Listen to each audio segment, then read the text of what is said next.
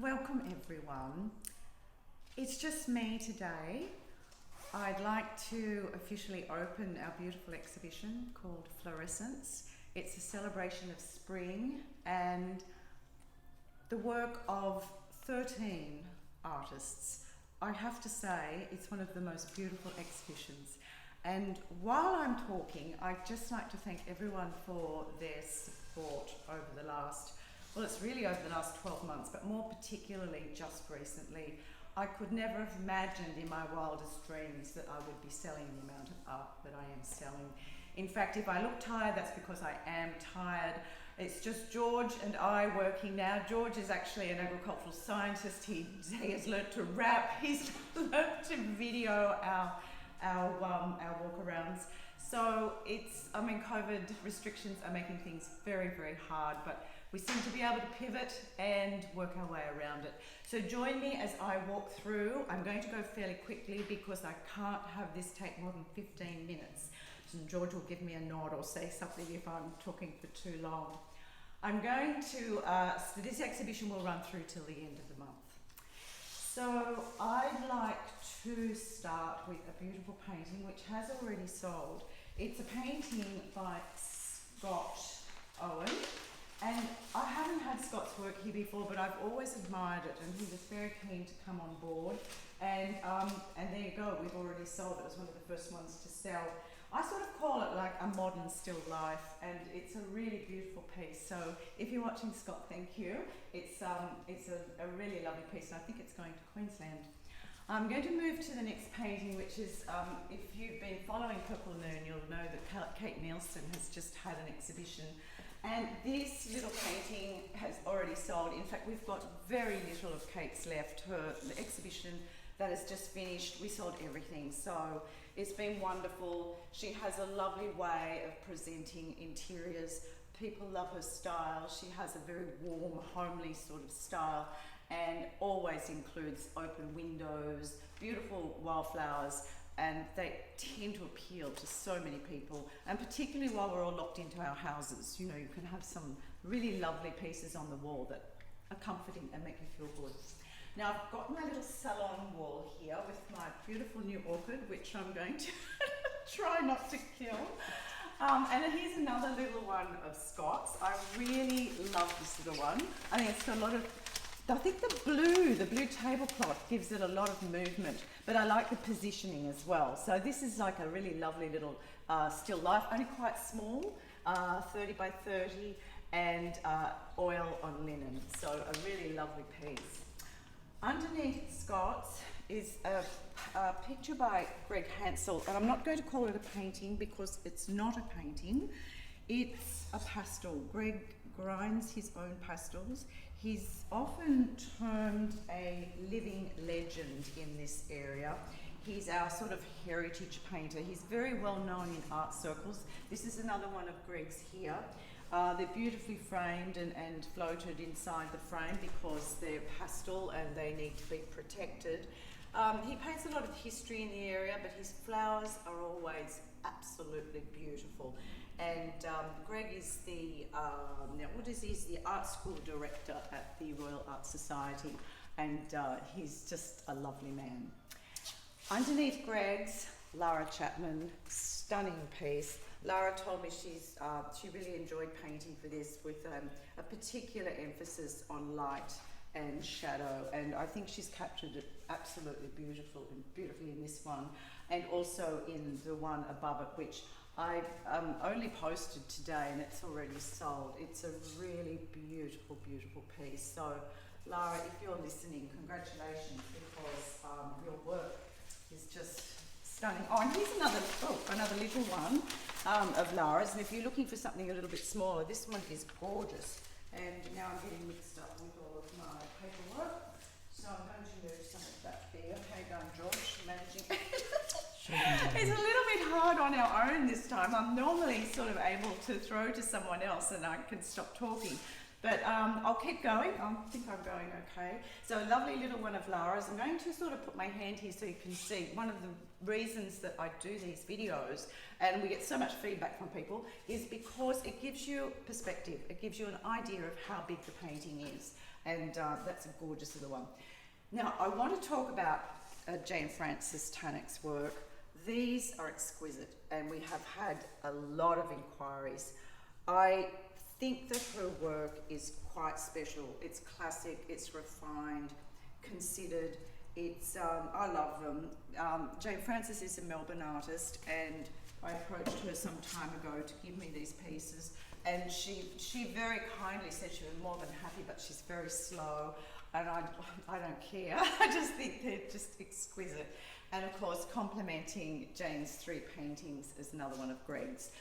Gorgeous little one in the blue vase.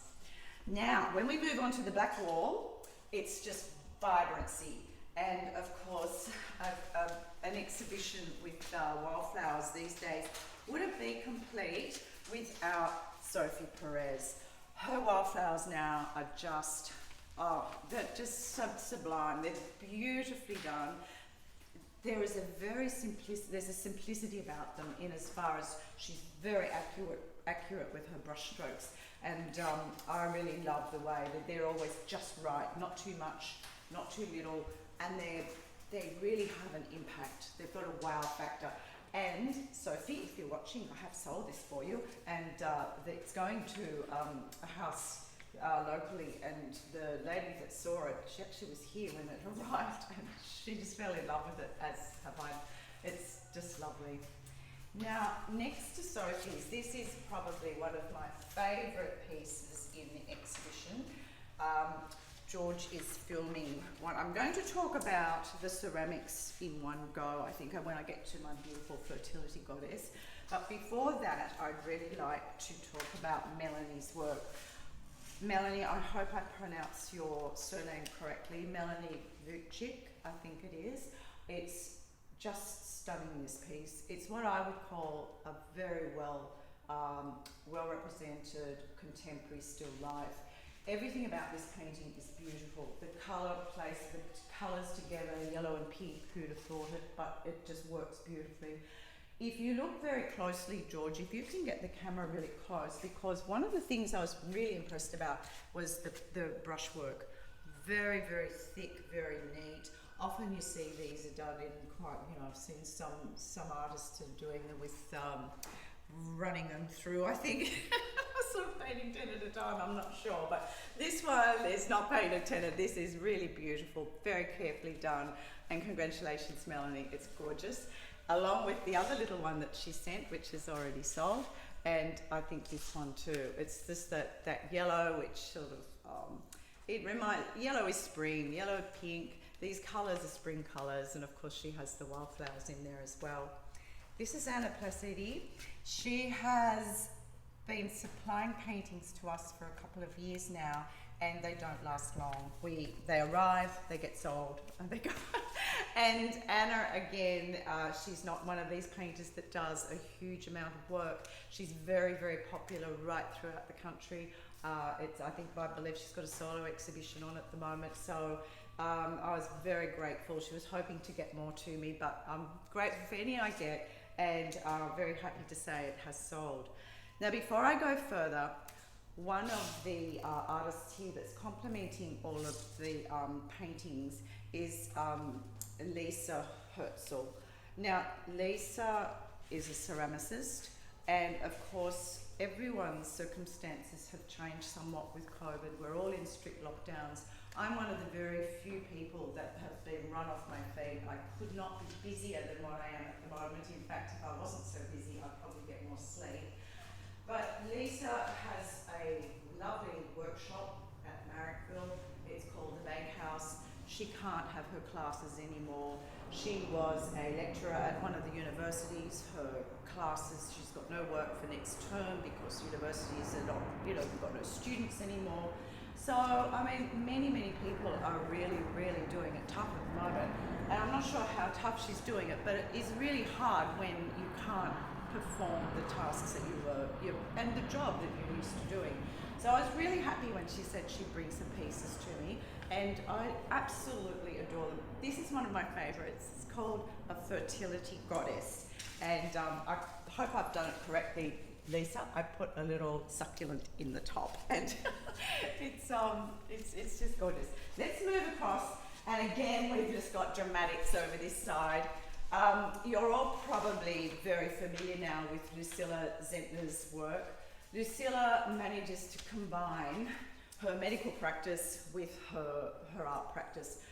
It's a right brain, left brain thing, I think. I'm not sure, but she comes out with these paintings that are just so fabulous.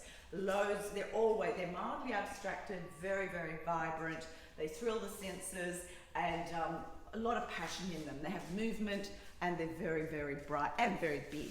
Again, we have some more of Kate's. Now, before everyone starts rushing me with orders for Kate's work, this is the only one we have available at the moment. It's a beautiful piece. It's got the wattle and the block brush and the lovely check floor. George, could you get close-ups of these flowers? Because these pieces by Lisa are just exquisite, and it's really hard. I'm going to just pick this up. If you will just, go back a bit, and then you can get an idea for size, because quite a few people are finding it hard to visualize how big this is. So cute. I just love it. Wait till you see the next one over here. It's gorgeous. And another one of Lucilla's. This has to be absolutely one of my favorite paintings Lucilla has done. It just reminds me of maybe, there's stickers on there. Maybe Van Goghish, who knows? It's just a very lively, beautiful painting. Something about that with those irises, I think they're irises, coming out of the ground. So much life, so much movement. It's a painting that has a lot of interest at the moment, and I must admit I have quite a few inquiries on it. So again, let's just talk about Lisa's, because this frangipani sculpture, as soon as I saw it, I fell in love with it. It has already sold, so that's great. This one, I want you to have a good look at. It is just, I can't stop looking at it, because all these little stamens, are there stamens, George? You're the egg boy. They're sticking out, and the little orangey bit in the middle. I think it's called the lily pad ceramic piece. So if anyone's interested, just ask me about the lily pad. Most of these move, they're on a rod, and they thread through. So they actually travel quite well. They can be packed. Now, another one of my favorite artists is Libby Moore. And these are Libby's. I'm not sure whether they would fall into the category of contemporary realism. I think they would. They're exquisite. I'll just stand back a bit, George, I'll just keep talking. There's like a classical technique, but a contemporary subject and composition. So they have this lovely, they all have memories. That's the other thing. I remember talking to Libby, and she said they all have she's attached to a lot of them. They're quirky, but she has personal attachments to the objects, which are quite sentimental. And I do adore them. She did tell me a little story about the eggs. I think that she often puts eggs in her paintings, and they represent her 4 children. Okay, so let's move on to Vida Pearson. If you have been following us, you will know that Vida Pearson is a Victorian printmaker. Her work sells virtually right across the country. I'm very lucky to be one of the few people that have them here in New South Wales, but very beautiful. She does runs of, she's hand-coloured lino cut prints, runs of 50, and she sells out. Quite often we're selling the last one, or there's none left. We adore her work and love having it here. Thank you, Vida. I'm moving along to the last one. So I've actually, is my timing right? Oh, good. Okay, got to be quick. Another one of Scott's. Scott's, I love this one, and I went to a lot of trouble. I went out to my garden and found a little pot to match with your painting, and I put Sophie's books, Sophie Perez's lovely landscapes in between books underneath. This is exquisite. Love it, absolutely. So thank you, everyone. I hope I have covered most things. As I said before, the exhibition runs until the end of the month, and I hope that you will enjoy this video. Thank you. Just contact me if you want to buy something.